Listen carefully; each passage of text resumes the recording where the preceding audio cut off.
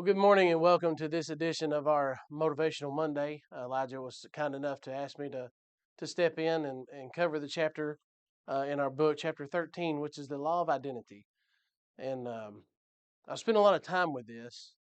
Knowing my background, I went through college and got my degree in education and taught high school for 7 years before switching into this career of real estate. And found great growth since being here. But there were some things that I learned in the other career as well. And I learned them really in going through my collegiate career and going through those classes of public speaking and putting together presentations and things like that. Oftentimes, when you take those courses, the first thing they have you do is do a presentation about yourself.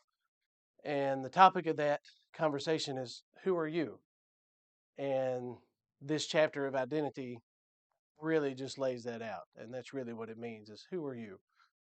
And in that, and doing those courses, I really come to really study on my name.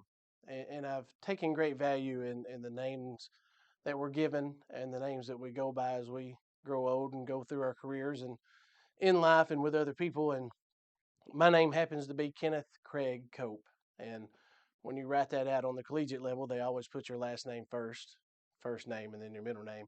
So my name always appeared as Cope Kenneth Craig.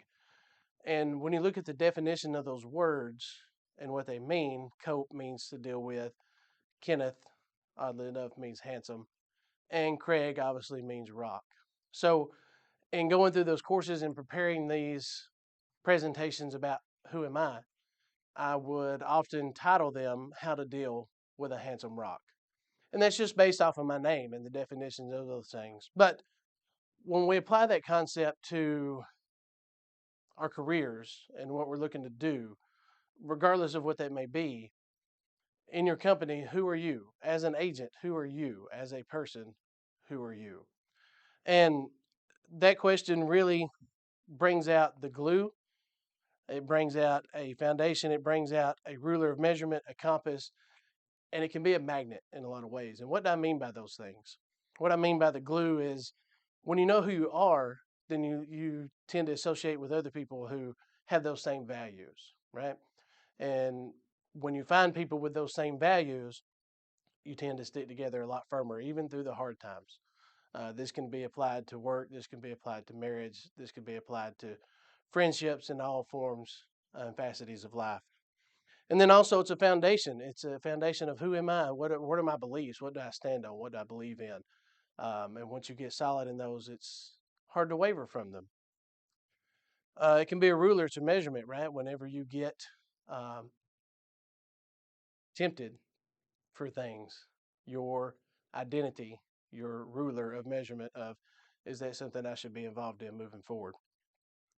It can be a compass. It can help guide you through dark times. It can help get through those tough days where everything seems to go wrong, doesn't seem like anything's going right. You can always rely on your identity, who you are at the core, to be that compass through that difficult time. And then also, as explained in this book in chapter 13, it can be a magnet, which means as you live out those identities, as you live out those values, you draw other people to you that share those values, which can in turn grow into something very beautiful. And, here at Elevate, we have three core values that we focus on, which is our commitment to personal and team growth, our servant leadership, and our solutions driven. And that is our identity. That is who we are as a company. That's what we have chosen to be our core values. And we look at team members coming in, um, for those values, and we try to safeguard those values at all costs because we believe that is what makes us who we are and how we interact with our clients, affiliates, and other people in our lives. So, identity is very important.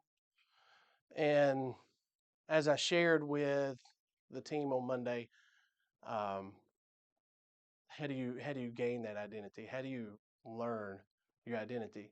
Well, for me, it was starting with my name and figuring that out and really coming to understand and believe in what that name meant.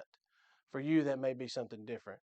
But I do challenge you to find your identity some way, form, or fashion and what you believe in. what you stand on, and those things will guide you through tough times. And I just pray that you find that peace and understanding.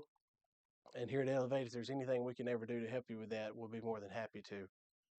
But again, you can never really help others unless you know truly who you are. So go find yourself, and if we can help you in any way, please let us know here at Elevate.